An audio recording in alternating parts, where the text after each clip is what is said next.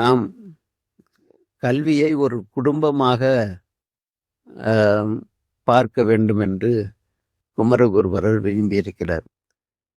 இந்த கல்வியானது ஒருவருக்கு நல்ல கற்புடைய மனைவி போன்றது.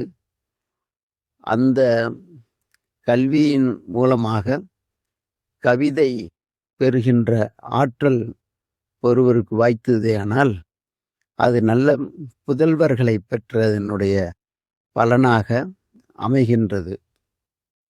அடுத்து சொல்வளம் இருக்கிறது, பேச்சாற்றல். கவிதையாற்றல் குழந்தையாகவும், பேச்சாற்றல் ஒருவனுக்கு வெறுக்கை, அதாவது செல்வம். ஒருவருக்கு எது தேவை? குடும்பம் என்று சொன்னால் நல்ல மனைவி இருக்க வேண்டும், நல்ல குழந்தைகள் இருக்க வேண்டும். இவர்களோடு பழகி வாழ்க்கையை சுமூகமாக நடத்துவதற்கு வேண்டிய பொருளாதாரம் இருக்க வேண்டும். இந்த 3ஐயும் கொடுப்பது மிக சிலருக்கு தான் அது அமைகின்றது. ஏனென்று சொன்னால் 2 செல்வங்களும் ஒருமித்து சேர்ந்திருக்க, ஒன்று கல்வி இருக்கும்.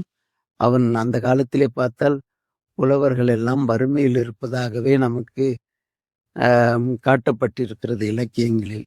ஆனால் புலவர்களை ஆதரித்து பல அரசவைகளிலேயும் ஆதீனங்களிலேயும் அவர்களுக்கு விருதுகள் கொடுத்து அவர்களை உயர்வான இடத்திலே போற்றியிருக்கின்றார்கள்.